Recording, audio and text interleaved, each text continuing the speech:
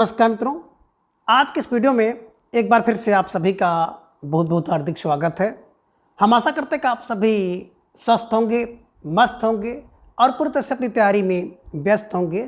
तो मित्रों, आज के इस वीडियो में हम हिंदी साहित्य के अंतर्गत कुछ महत्वपूर्ण और संभावित प्रश्नों को व्याख्यात्मक तरीके से हल करेंगे और इसके साथ ही ट्रिक की सहायता से याद करने का भी प्रयास करेंगे। तो हम आशा करते हैं कि वीडियो आप सबके लिए बहुत ही महत्वपूर्ण होने वाला है, इसलिए इस वीडियो को आप लोग अंत तक जरूर देखें।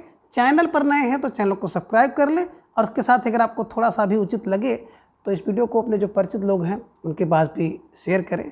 तो जैसा कि स्क्रीन पर आप देख पा रहे हैं, मॉडल पेपर ऑल एग्जाम्स, और आज की इस प्रश्नोत्तरी का पहला प्रश्न है कि कारक के चिन्ह को किन किन नामों से जाना जाता है। ए विभक्ति, बी प्रसर्ग, सी ए और बी दोनों, या विकल्प डी उपसर्ग। तो ढेर सारे भाई बहनों का जवाब भी आ गया, अक्सर विकल्प सी को लॉक किया जाए। विकल्प सी ए और बी दोनों इज राइट आंसर। बात करें कारक, तो कारक के जो चिन्ह होता है इसी चिन्ह को हम लोग विभक्ति कहते हैं। चूँकि कारक का जो चिन्ह होता है या विभक्ति होती है उस कारक के बाद लगता है, इस कारण से इसको पर माने बाद में लगने वाला इन्हीं की प्रसर्ग कहते हैं। तो बिल्कुल विकल्प सी इज राइट आंसर। जिन भाई बहनों ने विकल्प सी का चुनाव किया था बिल्कुल सही जवाब, बेहद सुंदर तैयारी आप सबकी यहाँ पर दिख रही है। निश्चित रूप से आप सब बधाई के पात्र हैं। प्रश्न संख्या 2, हिंदी में कारक के कितने भेद हैं, यानी कि हिंदी में कितने कारक होते हैं। ए 6, बी 8, सी 7, डी 5। तो ढेर सारे भाई बहनों का जवाब आया, अक्सर विकल्प बी को लॉक किया जाए। विकल्प बी 8 इज राइट आंसर, है ना। देखिए, हिंदी में जो कारक होते हैं इनकी संख्या 8 होती है, लेकिन संस्कृत में 6 होते हैं, तो ये भी आप ध्यान में रख लीजिएगा। ठीक है, चलिए। प्रश्न संख्या 3 है कि निम्न में कारक चिन्हों को उनके कारकों के साथ सुमेलित कीजिए। सूची 1 में आप देख रहे हैं कारक और सूची 2 में कारक के चिन्ह हैं। नीचे आपको एक कूट भी दिखाई दे रहा है, तो इस कूट के आधार पर आपको जवाब देना है। ए कर्ता, कर्ता के सामने है को के लिए। बी में कर्म है, कर्म के सामने है से या के द्वारा। सी कर्ण, सामने को है, और डी सामने ने है। तो इसको आपको मिलाना है, और आप लोग अगर ढंग से पढ़े होंगे तो निश्चित रूप से इसका सही जवाब दे पाएंगे। तो यहाँ से प्रश्न आपकी परीक्षा में पूछा जाता है। बात करें कर्ता, तो कर्ता नहीं होता है, कर्म को होता है। कर्ण से, कर्ण माने जो साधन है जिसके द्वारा क्रिया की जाती है, तो क्रिया का जो सहायक साधन होता है उसी को कर्ण कहते हैं। और संप्रदान, संप्रदान माने सम्यक रूप से कोई वस्तु किसी को दी जाए, दान कर दी जाए, यानी कि जब कोई वस्तु किसी व्यक्ति को हमेशा के लिए दान कर दी जाती है तो उसे संप्रदान कारक कहते हैं, और उसका जो चिन्ह होता है को या के लिए। तो ध्यान में रखिएगा। और बिल्कुल 4, 3, 2, 1 इज राइट आंसर। जिन भाई बहनों ने विकल्प बी का चुनाव किया था, अब बिल्कुल सही जवाब। बेहद सुंदर तैयारी आप सबके यहाँ पर दिख रही है ना। बिल्कुल आपको अपनी तैयारी को इसी तरह से और भी बेहतर करते हुए आगे चलना है। अब प्रश्न संख्या 4, निम्न में से कारक और विभक्ति असंगत है। अब कौन सा कारक और उसकी विभक्ति असंगत है। ये आपादान कारक से जुड़ने के अर्थ में होता है, यह संगत है। या बी अधिकरण कारक में जो चिन्ह होते हैं मे और मे पे पर होता है। सी संबंध कारक का जो चिन्ह है का के की होता है, यह संगत है। या डी संबोधन कारक में हे अरे। तो ढेर सारे भाई बहनों का जवाब आगे विकल्प को लॉक किया जाए। आपादान कारक, बात करें आपादान कारक का मतलब होता अपाय। अपाय माने अलग होने के अर्थ में जो ध्रुव हो, निश्चित हो, उसी में आपादान कारक होता है। यानी कि जो निश्चित है, जहाँ से कोई वस्तु अलग हो रही है, जहाँ से कोई वस्तु भिन्न हो रही है, जहाँ से कोई वस्तु दूर हो रही है, या जहाँ से कोई वस्तु भिन्न कट रहा है, उसमें आपादान कारक होता है। और अपन आपादान कारक का चिन्ह होता है से अलग होने के अर्थ में, और यहाँ पर है से जुड़ने के अर्थ में। तो यही असंगत था और आप सबने बिल्कुल सही जवाब दिया है। ठीक है। अधिकरण कारक की बात करते हैं तो अधिकरण कारक का अर्थ होता है अधिकरण माने क्रिया का जो आधार हो, क्रिया जहाँ पर होती है या जिसमें हो वही अधिकरण होता है, और इसका चिन्ह होता है में। जैसे घर में, है ना, पे, है ना, छत पे, और पर वृक्ष पर, है ना, अंतरिक्ष पर। तो में पे पर इसका चिन्ह होता है, बिल्कुल सही है। और संबंध कारक का मतलब होता है का के की, रारे री, नाने नी। तो नाना नानी ये संबंध है, काका काकी संबंध है, रारा री संबंध है। तो संबंध कारक को ध्यान में रख लीजिएगा। इससे बढ़िया ट्रिक आपको नहीं मिलेगी। नाना नानी संबंध है, काका काकी संबंध है, रारा री। ठीक है। और ये जो चिन्ह लगते हैं ना, तो जो संज्ञा के साथ लगते हैं तो अलग लगते हैं। जैसे राम ने, लेकिन सर्वनाम के साथ लगेगा तो उसी के साथ जुड़कर लगता है, ध्यान में रखिएगा। उसका, उसके, उसके, है ना, उसने, तुम्हारा, तुम्हारी, तुम्हारे, तो ये ध्यान में आप रखिएगा, ठीक है। अब विकल्प डी में आप देख रहे हैं संबोधन कारक। संबोधन कारक का चिन्ह होता है हे, अरे। और संबोधन की बात करते हैं तो जब किसी व्यक्ति को संबोधित करने के लिए, बुलाने के लिए, पुकारने के लिए जिस शब्द का प्रयोग किया जाता है उसे संबोधन कारक कहते हैं, हे, अरे। ये बिल्कुल सही है, ये ध्यान में आप रखिएगा। अब संख्या 5, असंगत विकल्प कौन सा है? अब इसमें कौन सा विकल्प असंगत है आपको जवाब देना है। संख्या 5 आपके स्क्रीन पर है। ये संज्ञा के अलग से विभक्ति लगती है, यानी कि संज्ञा के साथ जो विभक्ति लगती है अलग से लगती है, ये सही है, ये असंगत है। या बी, सर्वनाम के साथ विभक्ति जुड़कर लगती है, ये असंगत है। सी कह रहे विभक्ति को कारक चिन्ह या प्रसर्ग भी कहते हैं, ये असंगत है। या डी, कारक चिन्ह सदैव संज्ञा सर्वनाम के पूर्व लगते हैं, ये असंगत है। तो आपको जवाब देना था और ढेर सारे भाई बहनों ने जवाब बड़े तेजी के साथ दे दिया। अक्सर विकल्प डी को ला किया जाए। कारक चिन्ह सदैव संज्ञा या सर्वनाम के पूर्व नहीं बल्कि पर, यानी कि बाद में लगते हैं, इसी कारण से इसको प्रसर्ग भी कहा जाता है। तो जिन भाई बहनों ने विकल्प डी का चुनाव किया था बिल्कुल सही जवाब, बेसुंदर तैयारी, है ना। संज्ञा के साथ जो कारक के चिन्ह होता है अलग से लगता है, सर्वनाम के साथ जुड़कर लगता है, और विभक्ति को कारक चिन्ह और प्रसर्ग भी कहते हैं, ये ध्यान में रख लीजिएगा, ठीक है। चलिए, प्रश्न 6 है कि जगदीश चंद्र माथुर की एकांकी कौन सी है? ये लीजिए, प्यारा सा प्रश्न आपकी स्क्रीन पर आ गया कि जगदीश चंद्र माथुर जी की एकांकी कौन सी है। ए, मेरी बांसुरी, बी, भोर का तारा, सी, रीढ़ की हड्डी, डी, उपयुक्त सभी। तो आप सबका जवाब हल्ला बोलकर आ गया सर, विकल्प डी सरकारी जवाब को लॉक किया जाए, है ना। उपयुक्त सभी इज राइट आंसर, है ना। जगदीश चंद्र माथुर की मैंने आपको बताया था, भोर की बांसुरी, भोर का तारा, मेरी बांसुरी, भोर का तारा और रीढ़ की हड्डी जगदीश चंद्र माथुर की है, ध्यान में रख लीजिएगा, ठीक है। चलिए, अब प्रश्न के साथ है, कारवां एकांकी किसका है? ये लीजिए, प्यारा सा प्रश्न आपकी स्क्रीन पे आया है, कारवां एकांकी किसका है? आपको जवाब देना है। ये उपेंद्र रस्क, बी, षडगोविंद दास, सी, भुवनेश्वर, डी, जगदीश चंद्र माथुर का है। तो ढेर सारे भाई बहनों का जवाब आ गया कि जो कारवां होता है ना, ये उड़ीसा की राजधानी भुवनेश्वर के लिए चल गया। भुवन के ईश्वर, भुवन के ईश्वर, संसार के ईश्वर के लिए कारवां चलता है। तो ध्यान में रख लीजिएगा, भुवनेश्वर को कारवां से जोड़ना है। कारवां चला किसके लिए? बोले भुवनेश्वर के लिए।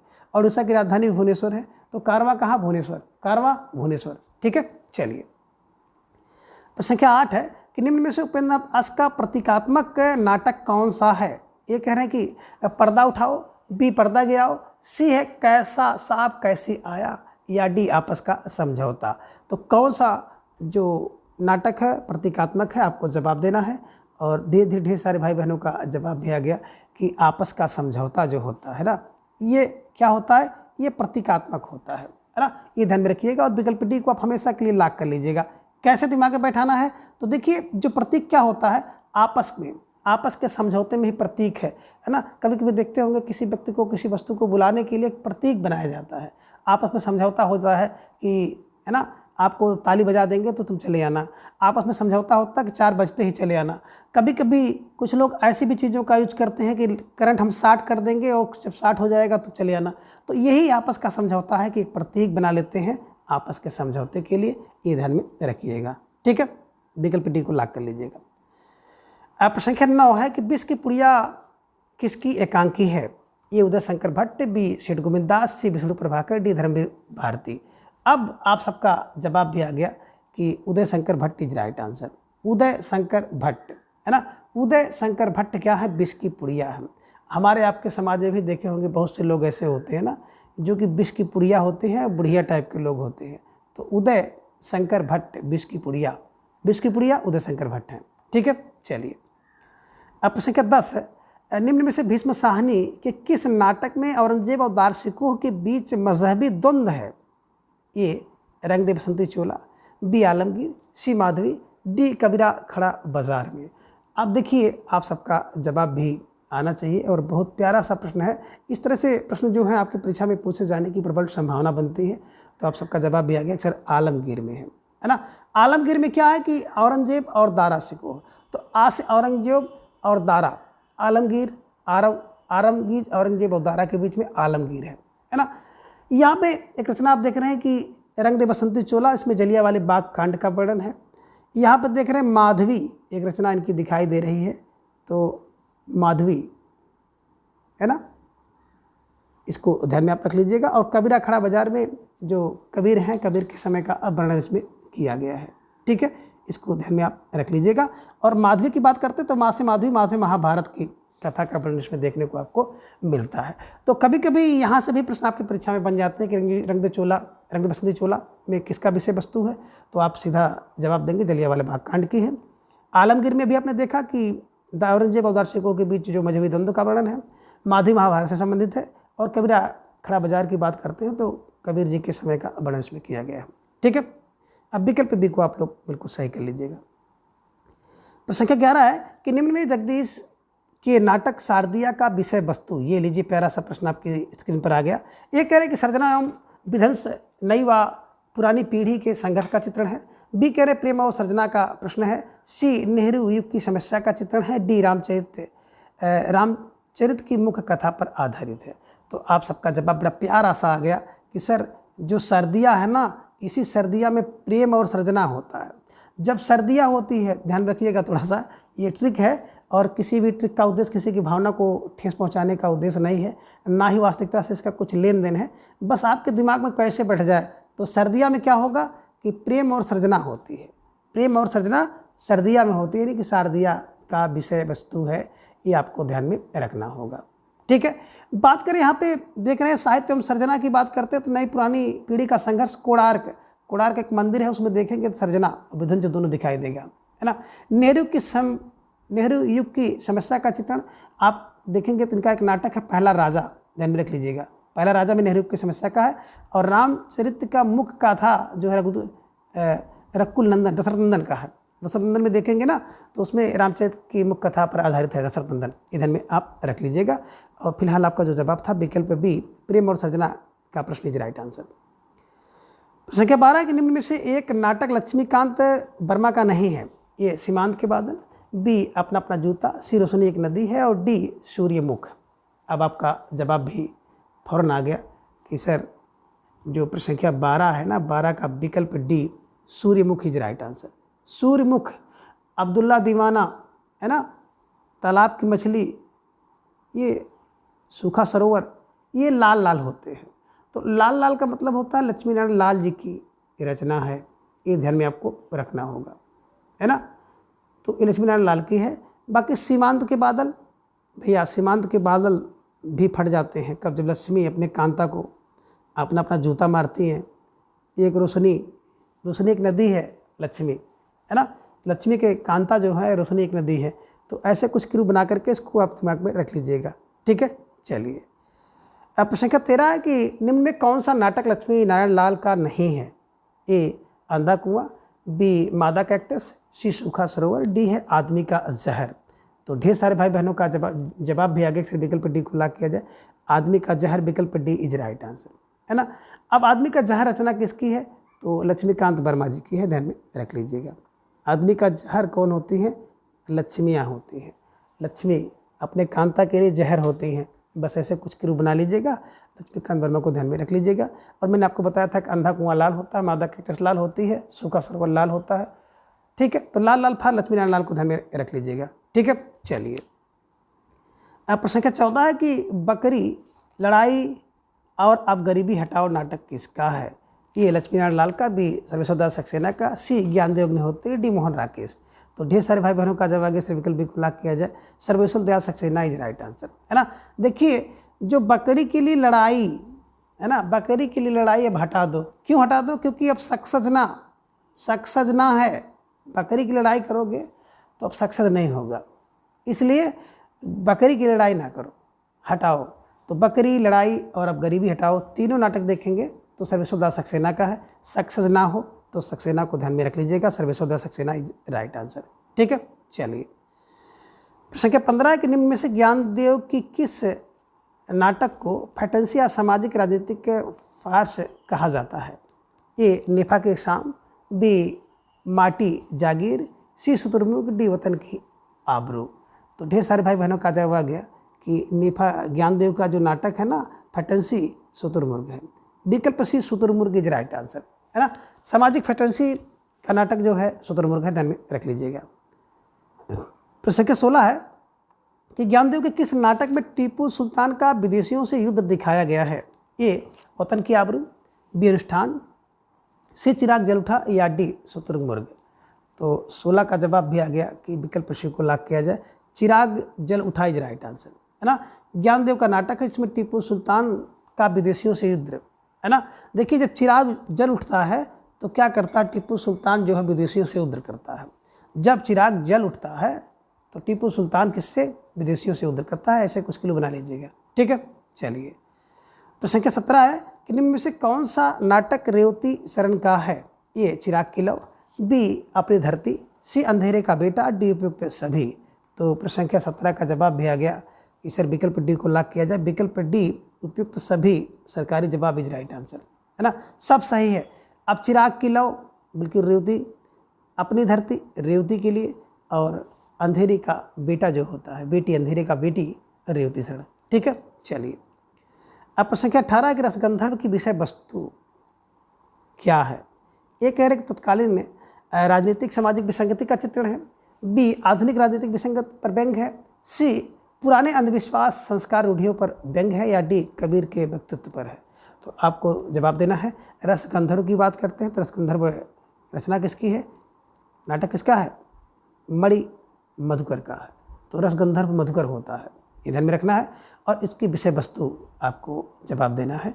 तो विकल्प ये तत्कालीन जो राजनीतिक सामाजिक विसंगति है इसका चित्रण था, ये ध्यान में आप रख लीजिएगा कि रसगंधर्व में तत्कालीन राजनीतिक सामाजिक विसंगति का चित्रण था, ठीक है। चलिए प्रश्न संख्या 19 है कि जयप्रकाश सिन्हा किस प्रकार के नाटक के लिए प्रसिद्ध थे।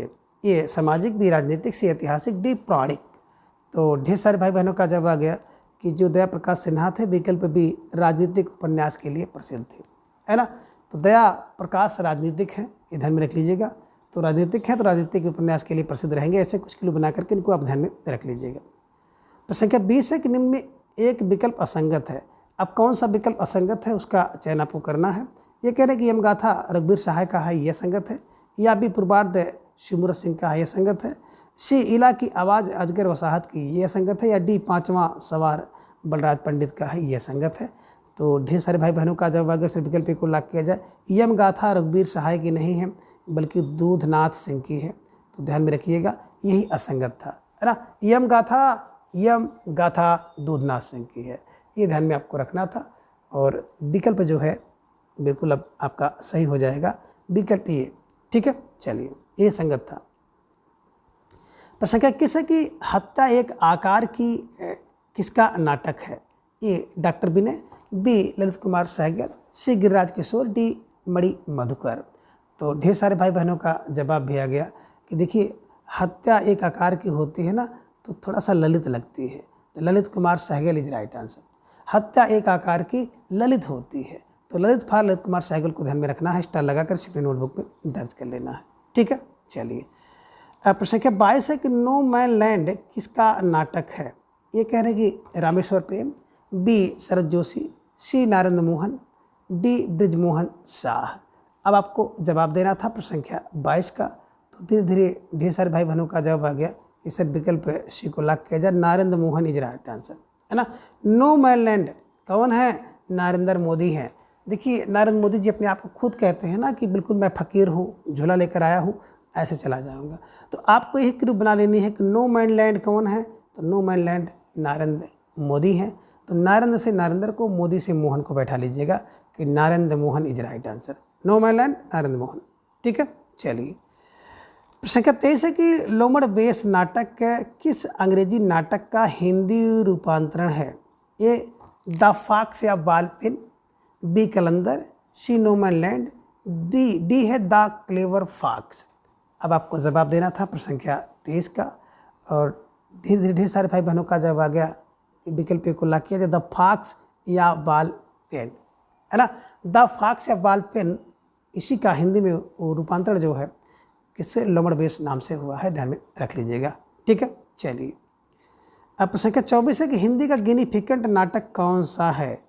ये कह रहे हैं कि त्रिशंकु है, बी साहे मात है, सी लोमड़ बेस, या डी अभंग गाथा। तो ढेर सारे भाई बहनों का जवाब भी आ गया कि जो हिंदी का गिनीफिकेंट है ना वो साहे मात देता है। जो सबको क्या करता है, साहे मात देता है, वही हिंदी का गिनीफिकेंट होता है। और बात करें साहे मात जो नाटक है तो शाहयामात नाटक जो है ब्रिजमोहन शाह द्वारा लिखा गया है, इसको भी आपको ध्यान में रखना है, ब्रिजमोहन शाह द्वारा, जिसे हिंदी का गिनीफिकेंट नाटक कहा जाता है, ध्यान में आप रख लीजिएगा। ठीक है, चलिए प्रश्न संख्या 25 है कि मात्रा क्रम के दृश्य दोहा के ठीक विपरीत पढ़ने वाला छंद कौन सा है? ये चौपाई, बिरोला, सी हरिगीत का, डी सोरठा। तो ढेर सारे भाई बहनों का जवाब आगे विकल्प डी को लॉक किया जाए, है ना, सोरठा इज राइट आंसर। बात करें दोहा, मैं हमेशा बताता हूँ दोहा 13 दोहा, यानी कि 13-11, फिर 13-11, है ना। तो पहले और तीसरे में बात करेंगे 13-13, दूसरे और चौथे में 11-11 मात्रा होती है, कुल 24 मात्राएं होती हैं, और ये मात्रिक छंद है।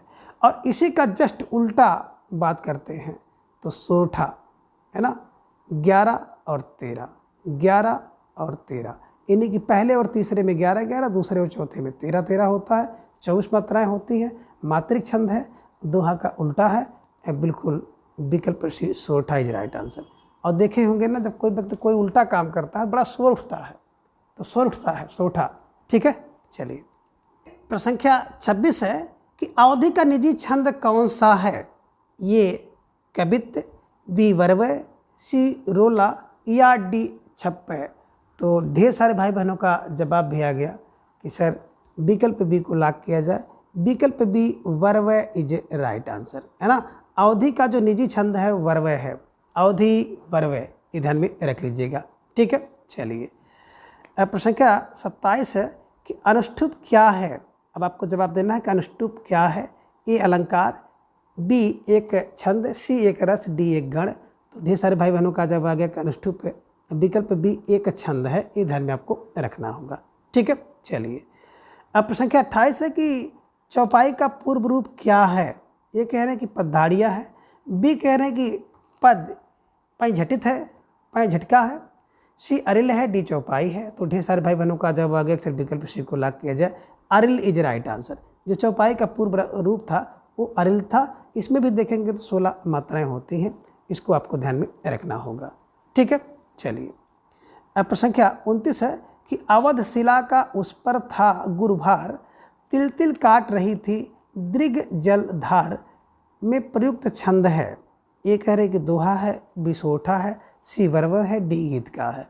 तो अवध शिला का उर पर था गुरुधार, 1 2 3, फिर 4 2 6 2 8 2 10 और 11 12।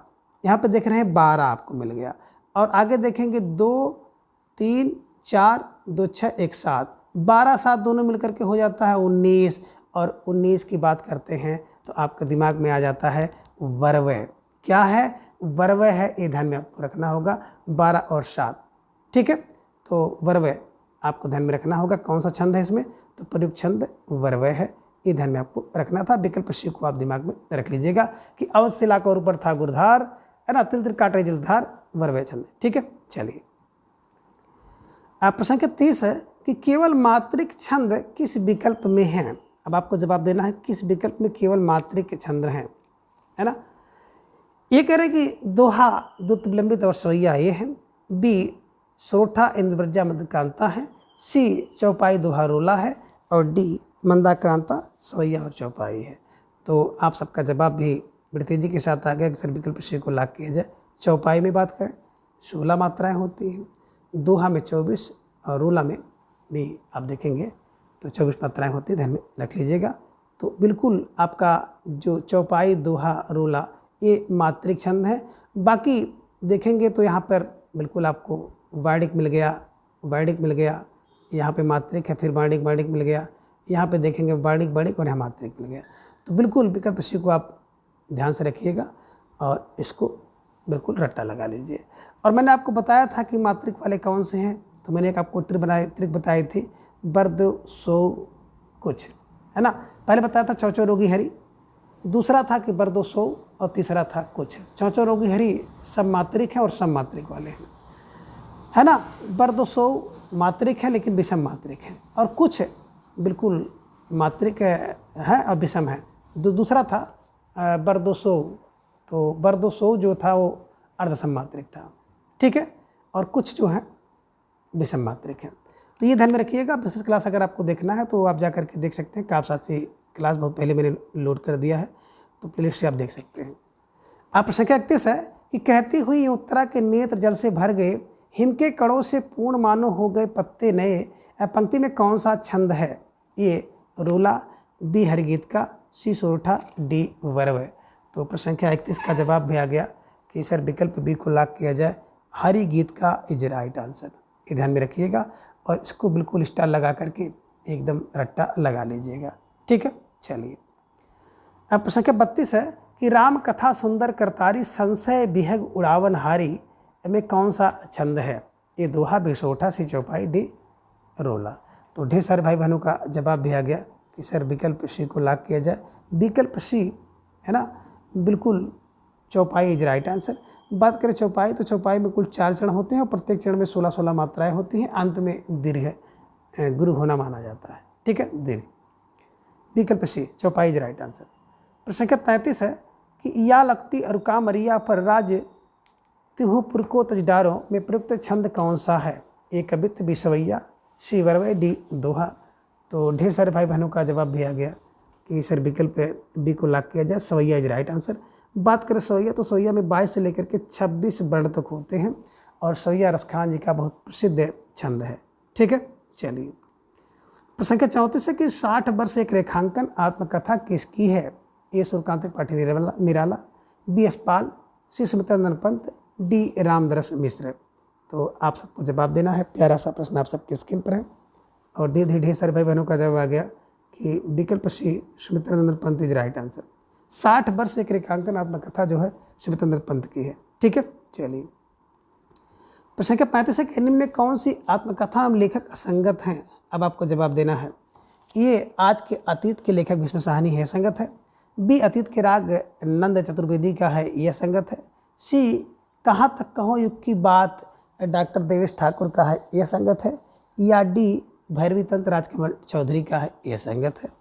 तो ढेर सारे भाई बहनों का जब भी अगर विकल्प सी को लॉक किया जाए। कहाँ तक कहूँ युगों की बात, ये डॉक्टर देवेश की आत्मकथा नहीं बल्कि ये मिथिलेश्वर की आत्मकथा है। और जब हम लोग इसकी क्लास ले रहे थे तो मैंने आपको बताया था ना कि कहाँ तक कहूँ युग की बात, मिथिलेश्वर की युग की बात मैं कहाँ तक कहूँ, तो मिथिलेश्वर जी द्वारा लिखी गई आत्मकथा है, ध्यान में रखिएगा।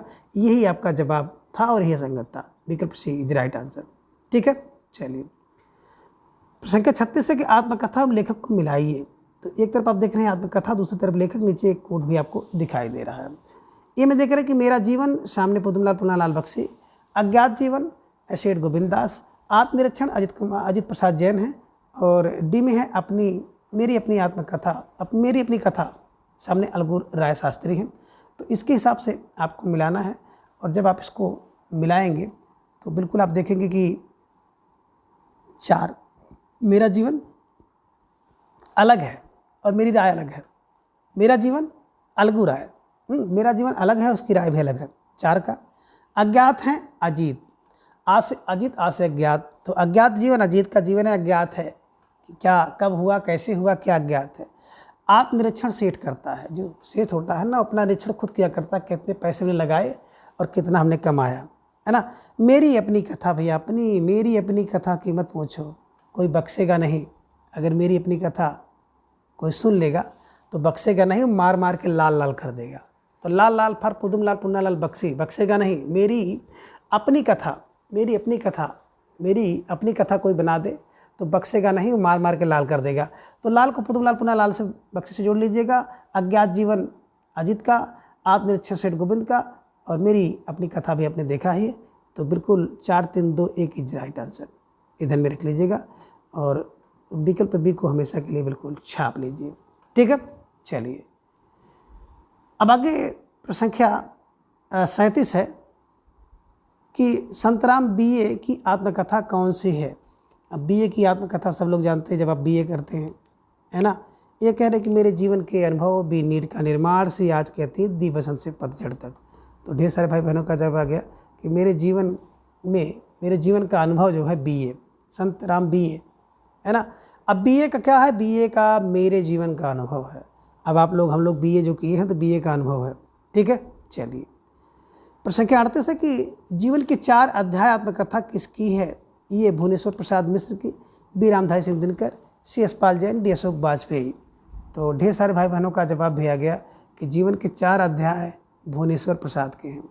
जीवन के 4 अध्याय भुवनेश्वर प्रसाद के हैं। तो भुवनेश्वर प्रसाद मिश्र को ध्यान में रख लीजिएगा। ठीक है, चलिए। प्रश्न संख्या 39 है कि हरिवंश राय बच्चन की आत्मकथा कौन सी है? ये कह रहे हैं कि क्या भूलूं के याद करूं 1969, बी नीट का निर्माण 1970, सी बसेरे से दूर 1978 और इसी का दूसरा भाग है 10 द्वार से सोपान तक 1985, या डी उपयुक्त सभी। तो ढेर सारे भाई बहनों का जवाब आ गया अक्सर विकल्प डी को लॉक किया जाए, उपयुक्त सभी इज राइट आंसर, है ना। ये चारों जो है हरिवंश राय बच्चन जी की आत्मकथा के भाग हैं, है ना। तो पहला 69, दूसरा 70, तीसरा 78 और 74, चौथा 85। ठीक है, चलो। करूँ निर्माण दूर सोपान, करूँ निर्माण, करूँ माने क्या भूलों को याद करूँ, निर्माण से नीट का निर्माण, दूर से बसेरे दूर, सोपान से 10 द्वार से सोपान, है ना। तो 69, 70, 78 और 85। ठीक है, चलिए। प्रश्न संख्या 40 है कि मेरी फिल्मी आत्मकहानी किसकी है? ये भीष्म साहनी, बी बलराज साहनी, सी फाणेश्वर नाथ रेणु, डी डॉक्टर नागेंद्र। तो ढेर सारे भाई बहनों का जवाब भी आ गया कि फिल्मी बलराज साहनी, है ना। मेरी फिल्मी का आत्मकथा जो है बलराज साहनी जी की है, ये ध्यान में आप रख लीजिएगा। ठीक है, चलिए। प्रश्न संख्या 41 है कि निहंग और अंधेरे का आदमी किसकी कहानी है? ये दूधनाथ सिंह, बी काशीनाथ सिंह, सी जगदीश चतुर्वेदी, डी हिमांशु जोशी। तो ढेर सारे भाई बहनों का जवाब आ गया कि जो निहंग होता है ना, वो बिल्कुल जगदीश चतुर्वेदी। जो निहंग होता है वो चतुर होता है, ध्यान में रखिएगा, चतुर्वेदी, जगदीश चतुर्वेदी जी राइट आंसर। ठीक है, चलिए। प्रश्न संख्या 42 है कि मोहल्ले का रावण कहानी किसकी है? ये हिमांशु जोशी, बी शेखर जोशी, सी रमेश चंद्र शाह, डी गिरिराज किशोर। तो ढेर सारे भाई बहनों का जवाब भी आ गया कि जो मोहल्ले का रावण होता है ना, वो अपने आप को शाह होता है। तो शाह फॉर रमेश चंद्र शाह को ध्यान में रख लीजिएगा। मोहल्ले का रावण भैया शाह है, किसी शाह से कम नहीं है, और रमेश चंद्र शाह ध्यान में रख लीजिएगा। ठीक है, चलिए। प्रश्न संख्या 43 है कि यह देह किसकी और आंद्रे की प्रेमिका कहानी किसकी है?